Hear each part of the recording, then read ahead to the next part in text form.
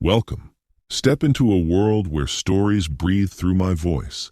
Leave everything behind, find your perfect spot, and let's begin. A Warning to the Curious. The place on the east coast, which the reader is asked to consider, is Seaburgh. It's not very different now from what I remember it to have been when I was a child.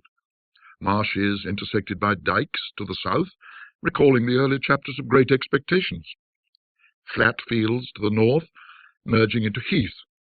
Heath, fir woods, and above all, gorse inland. A long seafront and a street. Behind that, a spacious church of flint, with a broad, solid western tower and a peal of 6 bells. How well I remember their sound on a hot Sunday in August, as our party went slowly up the white, dusty slope of road towards them, for the church stands at the top of a short, steep incline. They rang with a flat, clacking sort of sound on those hot days, but when the air was softer, they were mellower too. The railway ran down to its little terminus farther along the same road. There was a gay white windmill just before you came to the station, and another down near the shingle at the south end of the town, and yet others on higher ground to the north. There were cottages of bright red brick with slate roofs.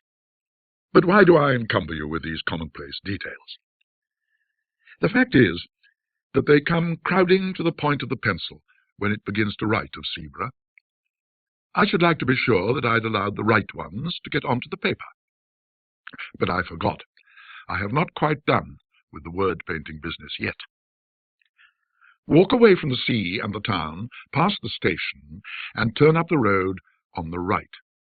It is a sandy road, parallel with the railway, and if you follow it, it climbs to somewhat higher ground. On your left, you are now going northward, is heath.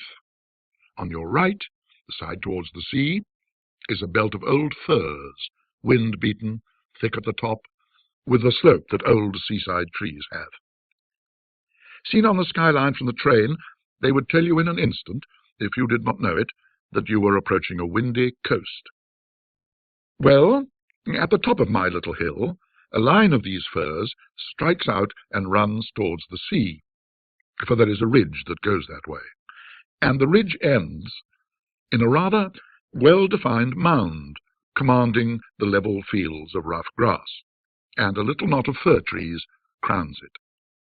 And here you may sit on a hot spring day, very well content to look at the blue sea, white windmills, red cottages, bright green grass, church tower, and distant Martello Tower on the south. As I have said, I began to know Seaburgh as a child, but a gap of a good many years separates my early knowledge from that which is more recent. Still, it keeps its place in my affections, and any tales of it that I pick up have an interest for me. One such tale is this. It came to me in a place very remote from Seaburgh, and quite accidentally from a man whom I had been able to oblige, enough in his opinion to justify his making me his confidant to this extent. "I know all that country, more or less," he said. "I used to go to Seaburgh pretty regularly for golf in the spring. I generally put up at the Bear with a friend. Henry Long it was. You knew him, perhaps?" "Slightly," I said. "And we used to take a sitting room and be very happy there. Since he died, I haven't cared to go there. And I don't know that I should anyhow, after the particular thing that happened on our last visit. It was in April 19... we were there, and by some chance we were almost the only people in the hotel. So the ordinary public rooms were practically empty, and we were the more surprised when, after dinner, our sitting-room door opened and a young man put his head in. We were aware of this young man. He was rather rabbity, anemic subject, light hair, light eyes, but not unpleasing. So when he said, 'I beg your pardon, is this a private room?' we did not growl and say, 'Yes, it is,' but Long said, or I did, no matter which, 'Please come in.' 'Oh, may I?' he said, and seemed relieved. Of course, it was obvious that he wanted company, and as he was a reasonable kind of person, not the sort to bestow his whole family history on you, we urged him to make himself at home. "I dare say you find the other rooms rather bleak," I said. Yes, he did, but it was really too good of us, and so on. That being got over, he made some pretence of reading a book. Long was playing patience, I was writing. It became plain to me after a few minutes that this visitor of ours was in rather a state of fidgets or nerves, which communicated itself to me, and so I put away my writing and turned to at engaging him in talk. After some remarks, which I forget, he became rather confidential. "You'll think it very odd of me," this was the sort of way he began, "but the fact is, I've had something of a shock." Well, I recommended a drink of some cheering kind, and we had it. The waiter coming in made an interruption, and I thought our young man seemed very jumpy when the door opened, but after a while he got back to his woes again. There was nobody he knew in the place, and he did happen to know who we both were. It turned out there was some common acquaintance in town, and really he did want a word of advice if we didn't mind. Of course, we both said, by all means, or not at all, and Long put away his cards. And we settled down to hear what his difficulty was. "It began," he said, "more than a week ago, when I bicycled over to Froston, only about 5 or 6 miles, to see the church. I'm very much interested in architecture, and it's got one of those pretty porches with niches and shields. I took a photograph of it, and then an old man, who was tidying up in the churchyard, came and asked me if I'd care to look into the church. I said yes, and he produced a key and let me in. There wasn't much inside, but I told him it was a nice little church, and he kept it very clean. But, I said, the porch is the best part of it. We were just outside the porch then, and he said, "Ah, yes, that is a nice porch. And do you know, sir, what's the meaning of that coat of arms there?" It was the one with the 3 crowns. And though I'm not much of a herald, I was able to say yes. I thought it was the old arms of the kingdom of East Anglia. "That's right, sir," he said. "And you know the meaning of them 3 crowns that's on it?" I said I'd no doubt it was known, but I couldn't recollect to have heard it myself. "Well, then," he said, "for all you're a scholard, I can tell you something you don't know. Them's the 3 holy crowns what was buried in the ground near by the coast to keep the Germans from landing. I can see you don't believe that. But I tell you, if it hadn't been for one of them holy crowns being there still, them Germans would have landed here time and time again, they would. Landed with their ships, killed men, woman, and child in their beds. Now then, that's the truth, what I'm telling you, that is. And if you don't believe me, ask the rector. Here he comes. You asked him, I says." I looked round, and there was the rector, nice-looking old man, coming up the path.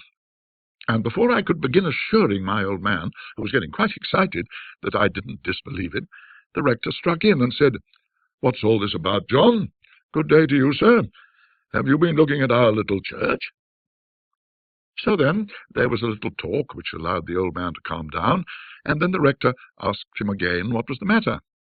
"Oh," he said, "it warn't nothing, only I was telling this gentleman he'd ought to ask you about them holy crowns."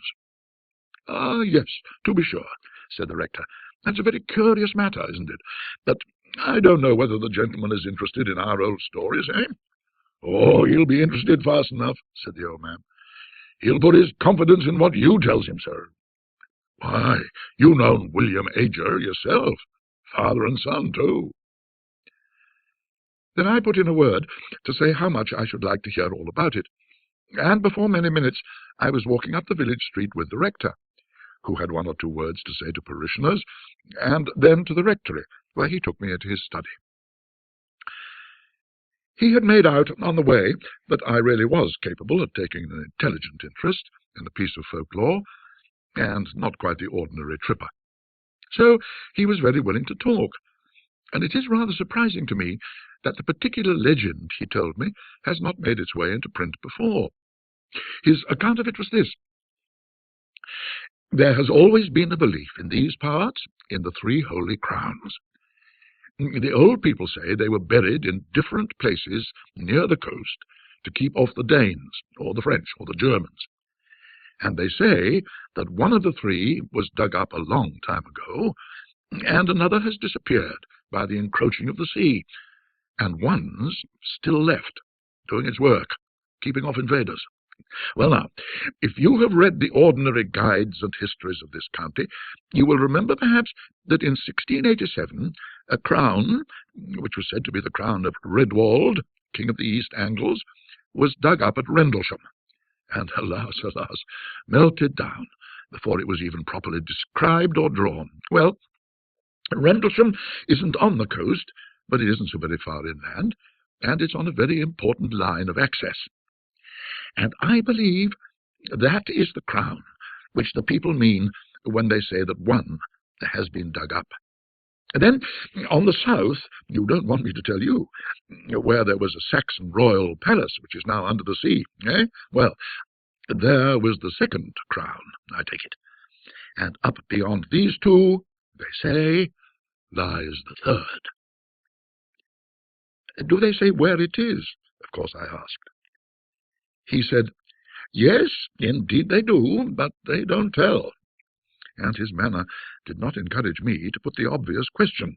Instead of that, I waited a moment and said, what did the old man mean when he said you knew William Ager, as if that had something to do with the crowns?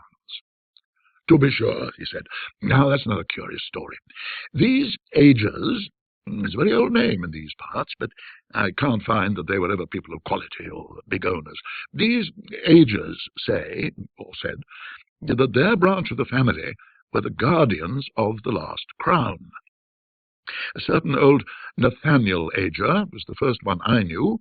I was born and brought up quite near here, and he, I believe, camped out at the place during the whole of the war of 1870.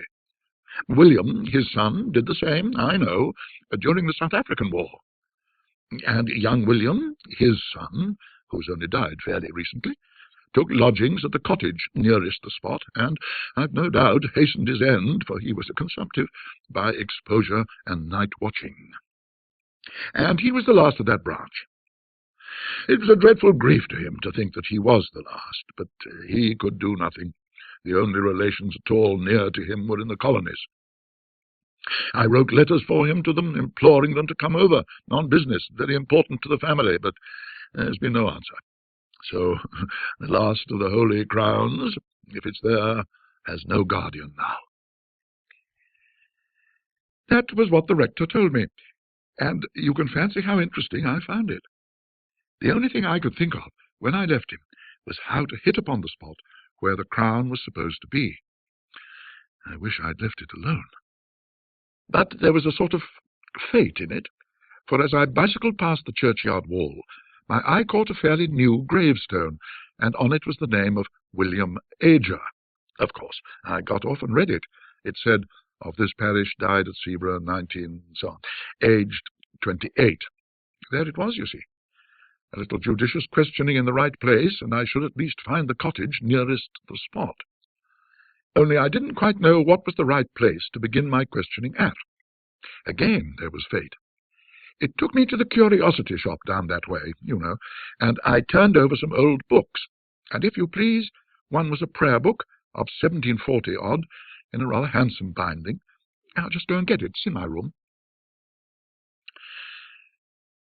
He left us in a state of some surprise, but we had hardly time to exchange any remarks when he was back, panting, and handed us the book, opened at the flyleaf, on which was, in a straggly hand, Nathaniel Ager is my name, and England is my nation.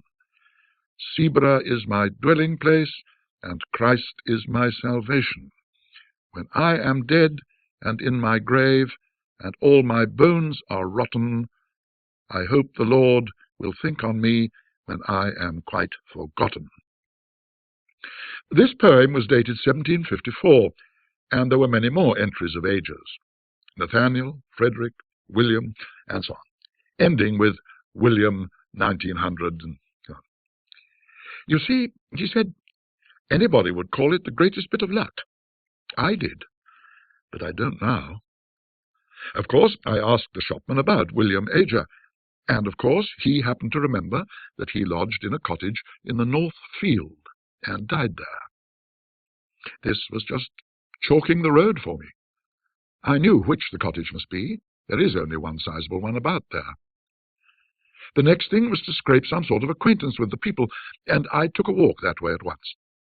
A dog did the business for me. He made at me so fiercely that they had to run out and beat him off, and then naturally begged my pardon, and we got into talk. I had only to bring up Aja's name and pretend I knew, or thought I knew, something of him, and then the woman said how sad it was, him dying so young, and she was sure it came of him spending the night out of doors in the cold weather. Then I had to say, did he go out on the sea at night? And she said, oh no, it was on the hillock yonder with the trees on it. And there I was. I know something about digging in these barrows. I've opened many of them in the down country, but that was with owner's leave, and in broad daylight, and with men to help. I had to prospect very carefully here before I put a spade in. I couldn't trench across the mound, and with those old firs growing there, I knew there would be awkward tree roots. Still, the soil was very light and sandy and easy, and there was a rabbit hole or so that might be developed into a sort of tunnel. The going out and coming back at odd hours to the hotel was going to be the awkward part.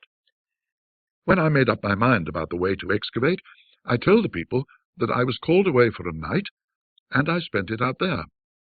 I made my tunnel. I won't bore you with the details of how I supported it and filled it when I'd done, but the main thing is that I got the crown. Naturally, we both broke out into exclamations of surprise and interest.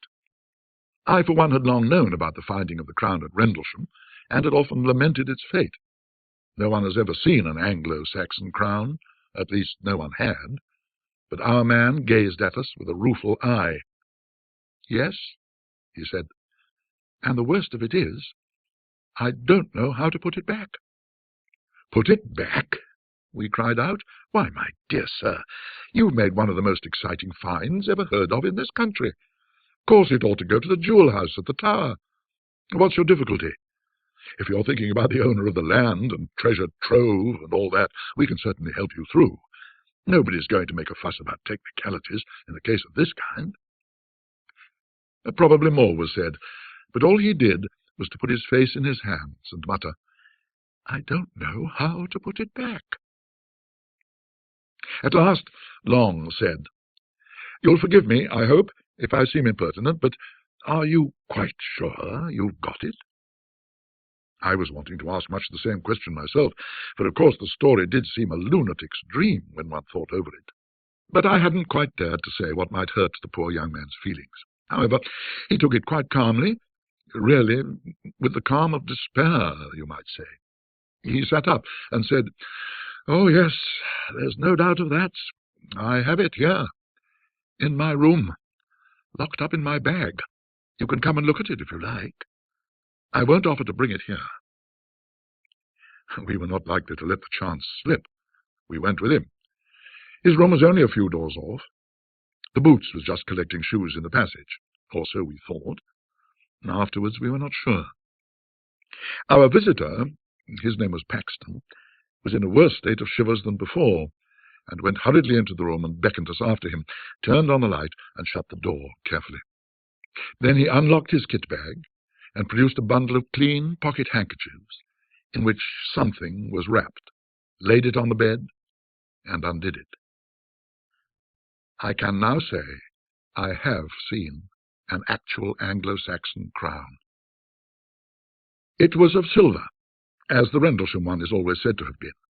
It was set with some gems, mostly antique intaglios and cameos, and was of rather plain, almost rough workmanship.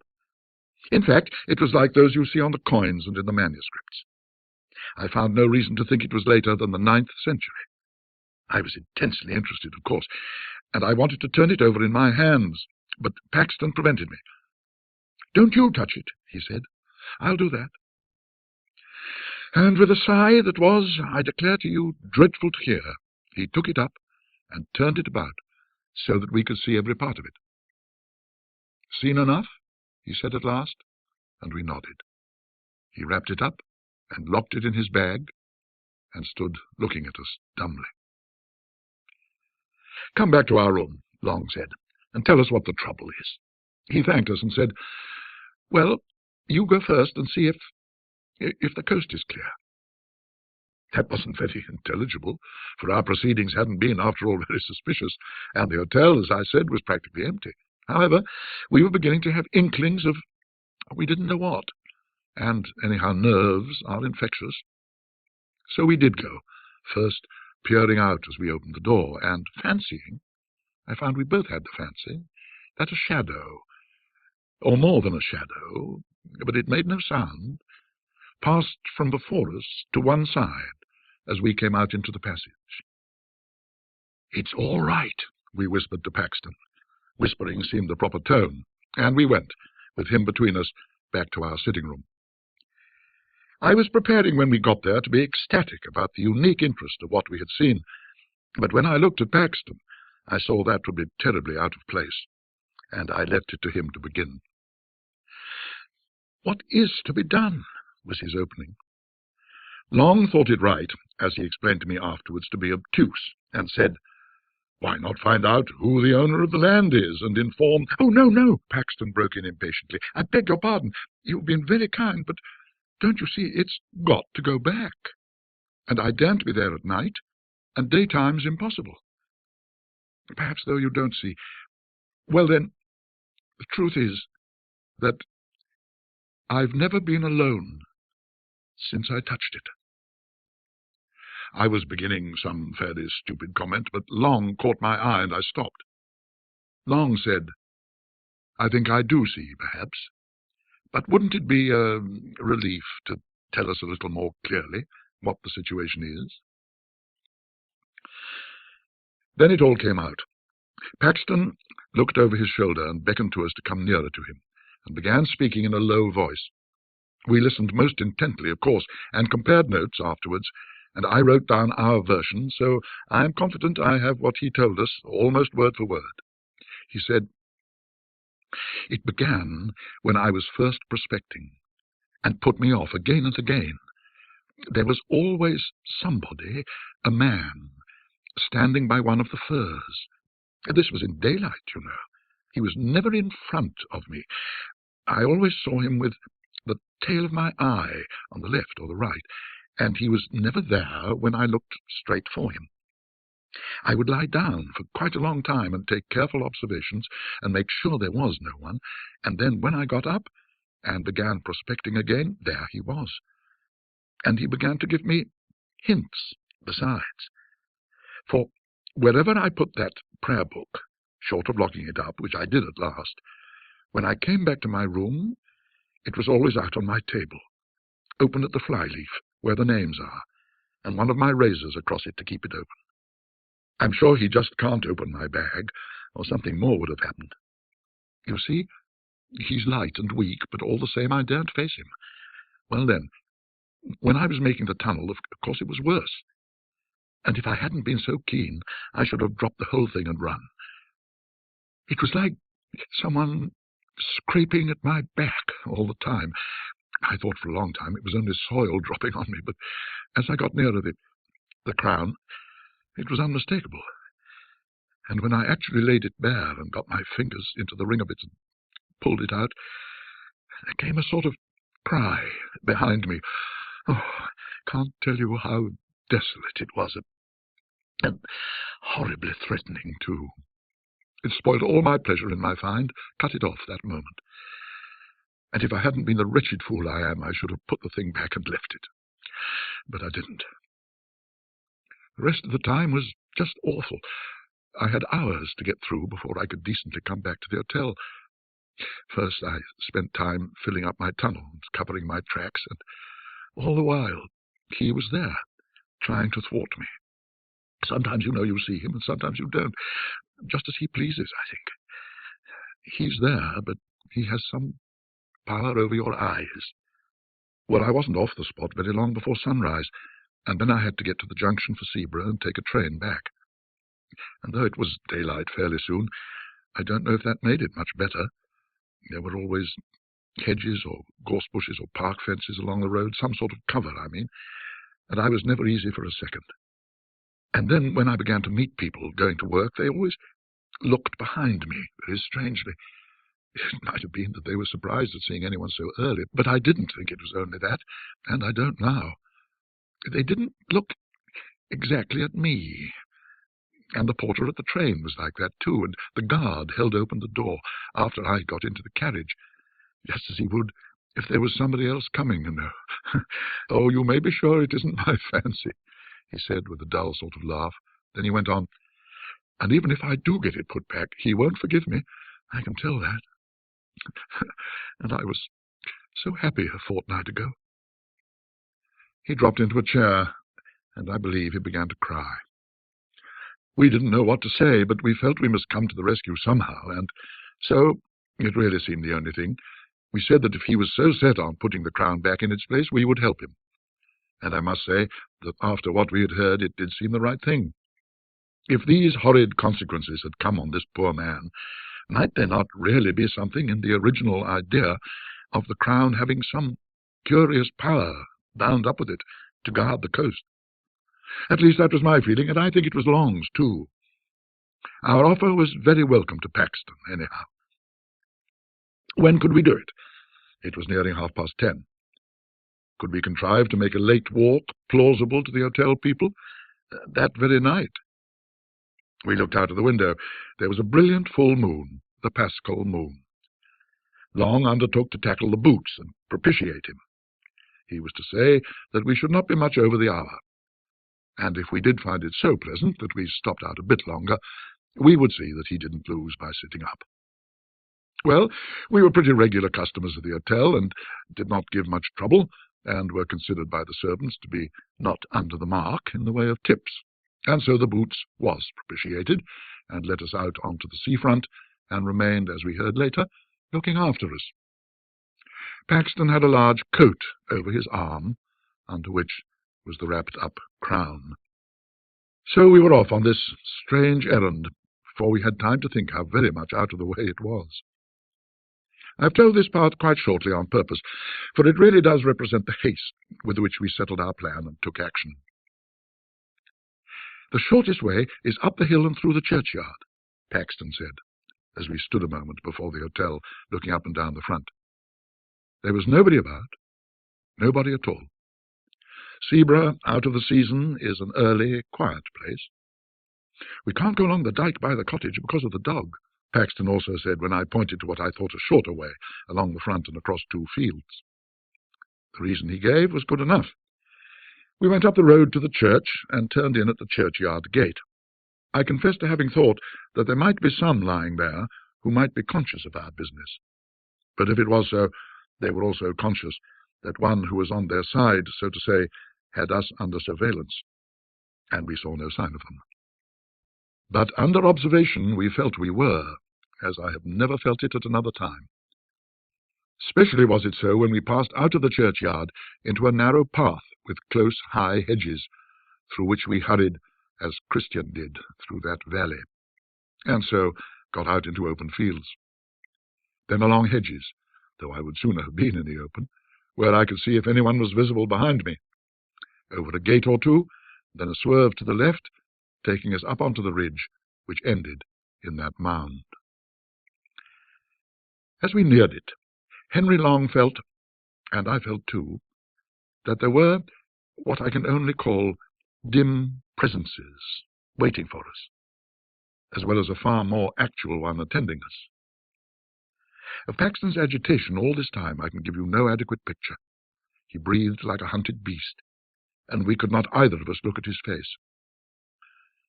How he would manage when we got to the very place we had not troubled to think. He had seemed so sure that would not be difficult. Nor was it. I never saw anything like the dash with which he flung himself at a particular spot in the side of the mound and tore at it, so that in a very few minutes the greater part of his body was out of sight. We stood holding the coat and that bundle of handkerchiefs, and looking very fearfully, I must admit, about us. There was nothing to be seen. A line of dark firs behind us made one skyline, more trees and the church tower half a mile off on the right, cottages and a windmill on the horizon on the left, calm sea dead in front, Faint barking of a dog at a cottage on a gleaming dyke between us and it. Full moon, making that path we know across the sea. The eternal whisper of the Scotch firs just above us, and of the sea in front. Yet in all this quiet, an acute, an acrid consciousness of a restrained hostility very near us, like a dog on a leash that might be let go at any moment. Paxton pulled himself out of the hole and stretched a hand back to us. "Give it to me," he whispered. "Unwrapped." We pulled off the handkerchiefs, and he took the crown. The moonlight just fell on it as he snatched it. We had not ourselves touched that bit of metal, and I have thought since that it was just as well. In another moment Paxton was out of the hole again and busy shoveling back the soil with hands that were already bleeding. He would have none of our help, though. It was much the longest part of the job to get the place to look undisturbed. Yet, I don't know how, he made a wonderful success of it. At last he was satisfied, and we turned back. We were a couple of 100 yards from the hill when Long suddenly said to him, "I say, you've left your coat there. That won't do, see?" And I certainly did see it, the long, dark overcoat, lying where the tunnel had been. Paxton had not stopped, however. He only shook his head and held up the coat on his arm. And when we joined him, he said, without any excitement, but as if nothing mattered any more, "That wasn't my coat." And indeed, when we looked back again, that dark thing was not to be seen. Well, we got out onto the road and came rapidly back that way. It was well before 12 when we got in, trying to put a good face on it and saying, Long and I, what a lovely night it was for a walk. The Boots was on the lookout for us, and we made remarks like that for his edification as we entered the hotel. He gave another look up and down the seafront before he locked the front door and said, "You didn't meet many people about, I suppose, sir?" "No, indeed, not a soul," I said, at which I remember Paxton looked oddly at me. "Only I thought I seen someone turn up the station road after you, gentlemen," said the Boots. "Still, you was 3 together. I don't suppose he meant mischief." I didn't know what to say. Long merely said, "Good night," and we went off upstairs, promising to turn out all lights and to go to bed in a few minutes. Back in our room, we did our very best to make Paxton take a cheerful view. "There's the crown safe back," we said. "Very likely you'd have done better not to touch it." And he heavily assented to that. But no real harm has been done, and we shall never give this away to anyone who would be so mad as to go near it. Besides, don't you feel better yourself?" "I don't mind confessing," I said, "that on the way there I was very much inclined to take your view about being followed, but going back, it wasn't at all the same thing, was it?" "No, it wouldn't do. You've nothing to trouble yourselves about," he said. "But I'm not forgiven. I've got to pay for that miserable sacrilege still. I know what you're going to say. The church might help. Yes, but it's the body that has to suffer. It's true I'm not feeling that he's waiting outside for me just now, but—" Then he stopped. Then he turned to thanking us, and we put him off as soon as we could. And naturally we pressed him to use our sitting room next day, and said we should be glad to go out with him. Or did he play golf, perhaps? Yes, he did, but he didn't think he should care about that tomorrow. Well, we recommended him to get up late and sit in our room in the morning while we were playing, and we would have a walk later in the day. He was very submissive and piano about it all, ready to do just what we thought best, but clearly quite certain in his own mind that what was coming could not be averted or palliated. You'll wonder why we didn't insist on accompanying him to his home and seeing him safe into the care of brothers or someone. The fact was, he had nobody. He had had a flat in town, but lately he had made up his mind to settle for a time in Sweden, and he had dismantled his flat and shipped off his belongings, and was whiling away a fortnight or 3 weeks before he made a start. Anyhow, we didn't see what we could do better than sleep on it, or not sleep very much, as was my case, and see what we felt like tomorrow morning. We felt very different, Long and I, on as beautiful an April morning as you could desire. And Paxton also looked very different when we saw him at breakfast. "The first approach to a decent night I seem ever to have had," was what he said. But he was going to do as we had settled, stay in probably all the morning and come out with us later. We went to the links. We met some other men and played with them in the morning and had lunch there rather early so as not to be late back. All the same, the snares of death overtook him. Whether it could have been prevented, I don't know. I think he would have been got at somehow, do what we might.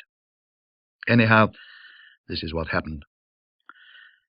We went straight up to our room. Paxton was there, reading quite peaceably. "Ready to come out shortly?" said Long. "Say in half an hour's time?" "Certainly," he said. And I said we would change first, perhaps have baths, and call for him in half an hour. I had my bath first, and went and lay down on my bed and slept for about 10 minutes.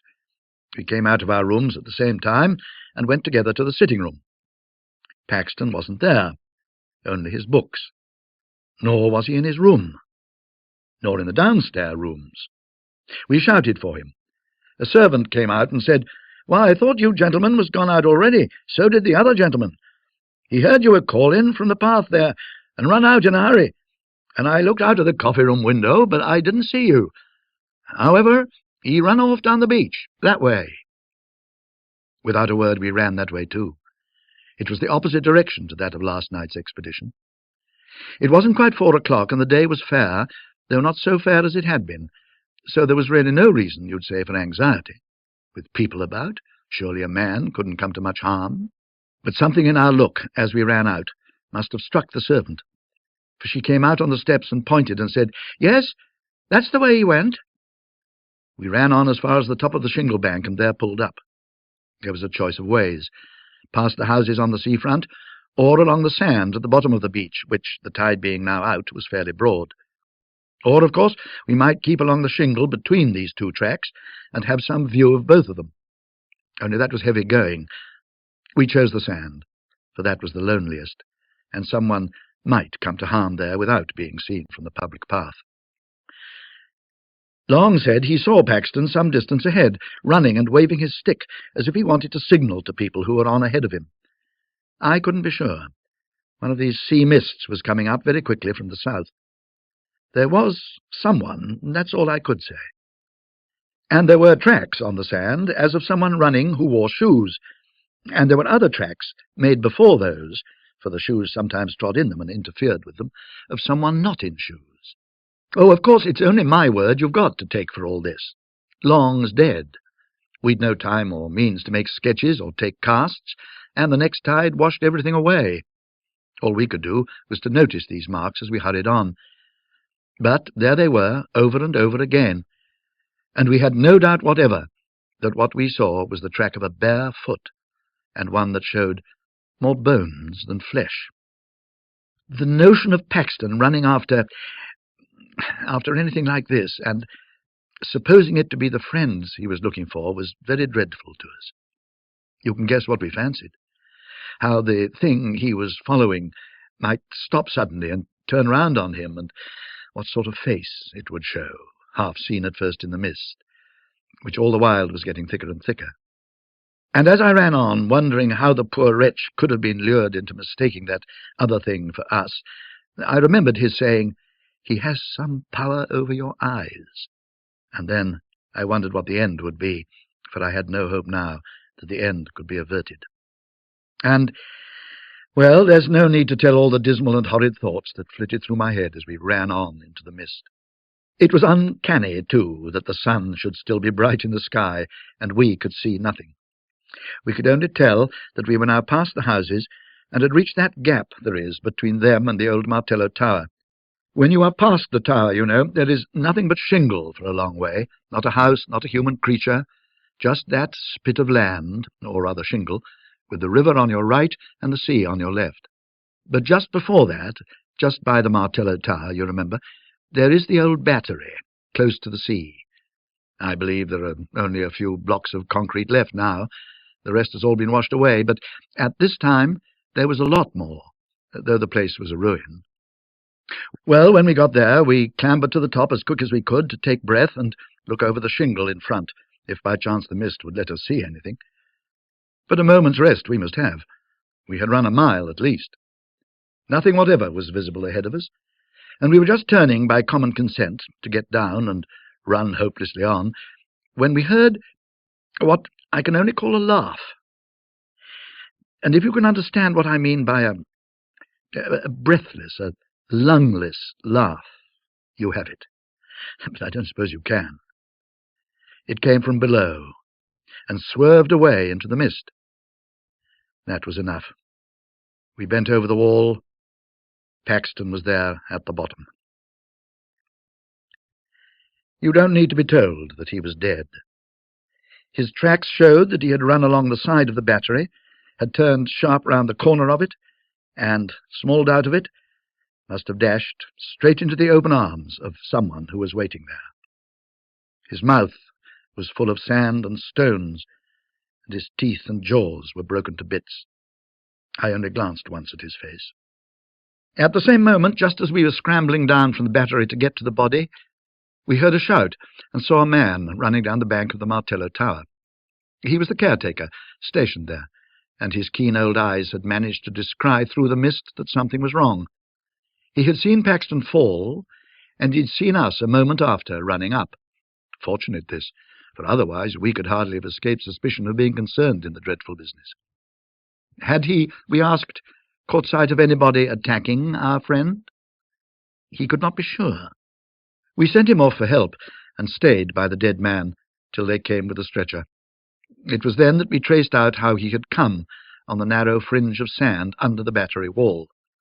The rest was shingle, and it was hopelessly impossible to tell whither the other had gone.